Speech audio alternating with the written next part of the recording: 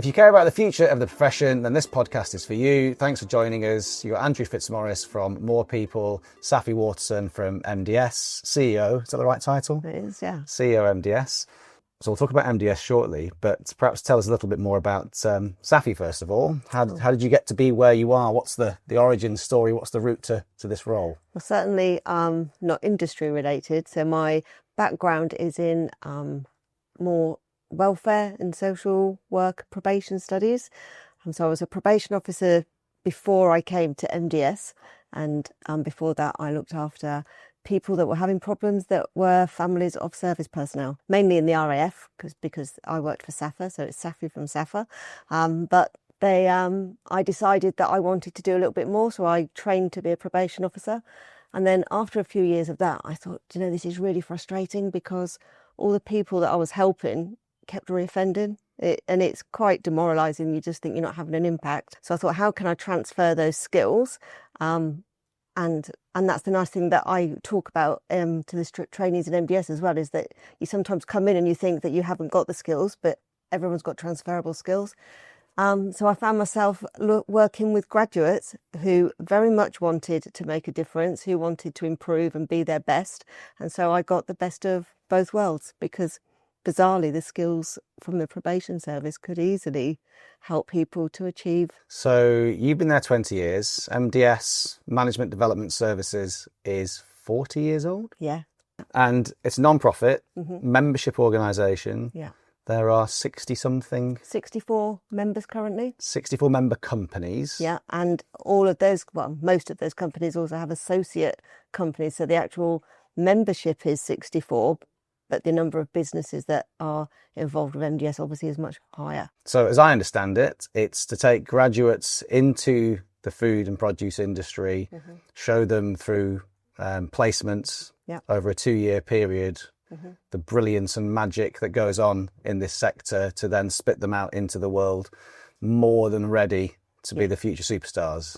Exactly it. So it was set up 40 years ago by 3 farmers. They were sitting around a fire in a pub. I'm sure it wasn't quite like that, but that's probably was. That's how it how it's been interpreted to me, that they sort of had this conversation about how do we get really good talent into the business and allow them to hit the ground running, because they come out of university, they've got all the theory, but they haven't got a lot of practical experience. So they came up with this really fantastic idea that, they would join and they would get other businesses to join, and they would have this membership. And it started off small, and it was very much about agriculture in the beginning. It was the people that really wanted to have a career in agriculture. And it's grown from that. So that started, the likes of Julius Joel was in the first group, and, now he's, they've all gone to Dizzy Heights, Jonathan Tremaine, they were all in the first groups. And I look at them now and they're very much involved with MDS, but at a completely different level. And it's just gone from there to where it is today, where we have got, we've got all of these businesses, but they're not just agriculture now. We're looking at anything from growing the crops to the retailers and all of the processes and any sort of supporting businesses in between. And we've got, over 100 trainees on programme now. The thing that we're most proud of is that we don't just take people with an agricultural background either. I would say probably only 20%, and that might even be stretching it, are from an agricultural background, and the rest are people that have decided they want to have a career and have had no insight previously. So all degree disciplines, all backgrounds, so long as they can prove in our assessment that they really want to do it. So they join MDS and we put them in 4 different businesses. So they may come, say they've got a technical degree. They may say, I want to do a technical because that's what I'm good at, but I want to do it in food. And I'm like, how do you know you don't want to do commercial? Because you've never done it. Yeah. And that's what happens, So they go through the 4 secondments, we give them the training, a coaching and mentoring, and we spit them out at the end as these really sort of high capable people that want to have a long-term career. And it's successful. Yeah, it's really successful. And like you said, the calibre of people that come out the other side have gone on to do great things. Well, I always say, ask questions, be commercially curious. This is your opportunity to really have an impact. And if you're doing this role, but you're noticing something else, that might be where you want to take your career. So it's the whole supply chain exposure with 4 very hands-on work experiences.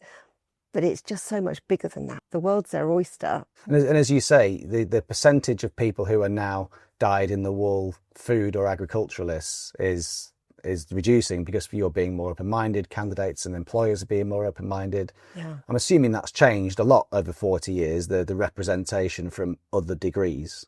Oh yeah, I think in the beginning all the trainees came from Harper or Cirencester, the very sort of typical agricultural universities. Now we still take people from them, we still want people with agricultural backgrounds, but there is so much talent. Unless you've had some sort of an exposure to that industry, you won't have it on your agenda when you're at school. Yeah. Because it's not on the curriculum. The influencers, the teachers and the parents aren't pushing it because they don't know. And they just go, oh, you're really good at this in GCSE, so do this for A-level and do that for degree. And you've been pushed down a route, and unless you've had an opportunity with family farm or friends that have got that, you don't know, and so you never go down that route. But all of this talent is there. And, you know, we get thousands of applications for people that want to come onto the programme. So it's not the industry that's putting people off, it's the how do I get into it, and opening people's minds to you don't have to have had experience to actually be successful if you give someone an opportunity and allow them to show you how good they are. When we only take on the best, you know, our reputation is based on that we're going to spit out some really high caliber people, and those people, the majority of them haven't had an agricultural background. Most people are moaning about the shortage of talent and where's the next generation going to come from? Where's the next, you know, if you're talking to the senior commercial people, where's the next us's? Yeah. And no one necessarily has the answers, or if they have some hypothetical solutions, they aren't necessarily as capable or as blessed with free time to do something about it. So to hear MDS doing something about it from that fictional conversation in the pub around the fire, to then have grown it to where you've got more applications than you've got spaces, which allows you to set the bar quite high, really high, is a brilliant story, and quite the opposite usually of what I hear having these conversations. And I think you have to be prepared to say, okay, they haven't got that, but we believe that they can learn it and they want to. So our assessment centre is really tough. You know, I think it's something like 4% of applicants get through. And what they've got to prove to us is that they really want it, that they're capable, that they are able to go move every 6 months around the country. That's a hard ask all by itself. And show that you're better than all the others when you're working against all this high caliber. So, you know, if they can prove to us that they're capable of doing that, we will give them the experience because they can learn. I mean, everyone can learn. It's just if you're driven enough to do it. And the people we're getting are. And I don't think that we have got a shortage of people that want to work in the industry. We've got a lot of people who have got quite closed minds to who can do it. And we've got to be a lot more open-minded if we want to resolve the problem. I've always enjoyed the fact that, you know, if someone's graduated through MDS because they've had 3 or 4 placements, and that might be they've had to go to the South Coast, they've had to go to Spalding, they've had to go to Cambridgeshire and up and move 3 or 4 times.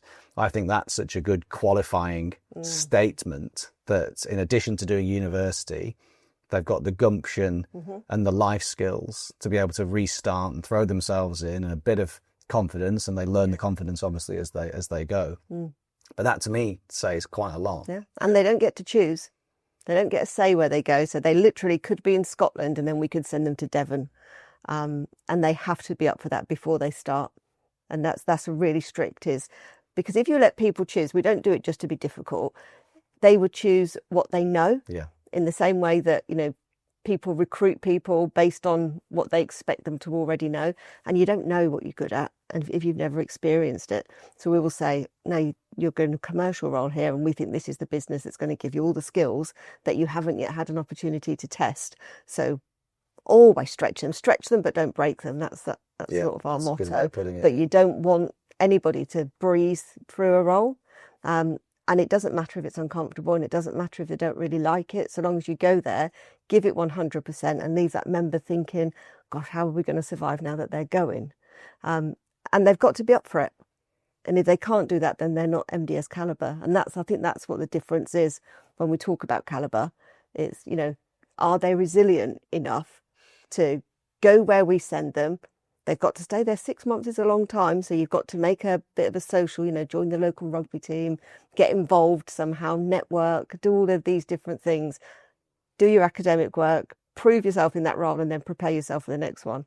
It's a tough ask, but that's why they're really good at the end. Yeah, agree. And lots of the development and the learning comes from those periods where people are out of their comfort zone and maybe doing something they didn't think they'd do. Yeah. And they're either going to be surprised and they don't know what they don't know. Yeah. So they'll learn something and think, oh my goodness, Yeah. I never thought I'd fancy that role, but now I do. Or to your other point, it's instructive to learn, I definitely don't want to do that, but I've now crossed that off and I've got some exposure to it. So it's still a win. What happens with the training? I think the training element, the secondments are relatively easy to understand, but there's also a lot of support, training, development, coaching that goes on as well. All the trainees have a dedicated personal development officer that looks after them for coaching, mentoring. They're there constantly. They get 3 reviews every 6 months. That's like 3 appraisals, which, is unheard of, isn't it? But we need to make sure that we are really on top of what they need to work on and that we give them opportunity to develop. They have a secondment manager that's like their line manager, and they are looked after all the way through the secondment by that person. And then they have the off-the-job training. So historically, that was MDS's own training program. But then we had a whole apprenticeship levy come in. And, that was a really big thing for a lot of businesses. And MDS is not for profit. And we want to support businesses to get young people into good careers. So that's what we did. We do a leadership and management apprenticeship for the graduates. So they and through the apprenticeship they get another tier of support. Yeah, I was looking at it this morning, thinking about my children who, as we were talking off camera about how automatic the decision to go to university might not be in the future, given the extra cost associated with it, whereas maybe it was a no-brainer 25 years ago whenever I went. It's much more of a brainer now, thinking about the costs and the loans and the repayments that you're going to have to stomach. And we've worked with you recently on a new chair with Christine, who's sat in that chair before. Christine moving on. Tell us about Paul and the new chair. Paul started in October. Christine had been chair for 9 years, and so it's a really big change and it's a huge loss to lose Christine. And we were thinking, what's it going to be like? But Paul has fitted in really, really well. We've got a group of trainees that are starting in April, so we do an event for them so that they can get an insight into what they've joined. I was just looking, thinking, gosh, it's just like he's completely just slotted in. Yeah. And obviously, when somebody new, a figurehead like that comes in new, things are going to change. But I think probably things need to change every sort of few years, and some fresh eyes. We'll always miss Christine, but she'll always be welcome to support us in different ways. I think he might have been episode 1 of the MorePeople podcast, talking about MSIN, the Modern Slavery Intelligence Network. So to see us now 70, 80 episodes down the line with him doing something different and within the same family and client base and more people's quite fun. But it'll be interesting to see where it goes. It's a brilliant thing. The clients pay the bills, the students get paid, they're real jobs, real money, decent money. Yeah. And they get well paid at the end, because once they've done these 2 years, so we don't pay them apprenticeship salaries, we pay them proper salaries. But at the end of it, they're highly sought after. And we say that MDS is a bit like a 5-year fast track, that the expectations of people that recruit them at the end is much higher than if somebody had just been 2 years out of university.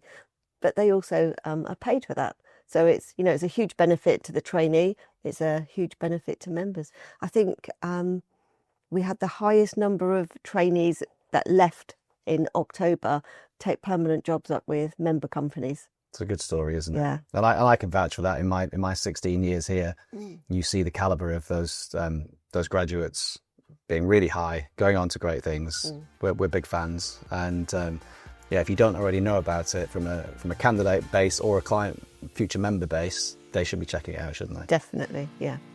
Brilliant.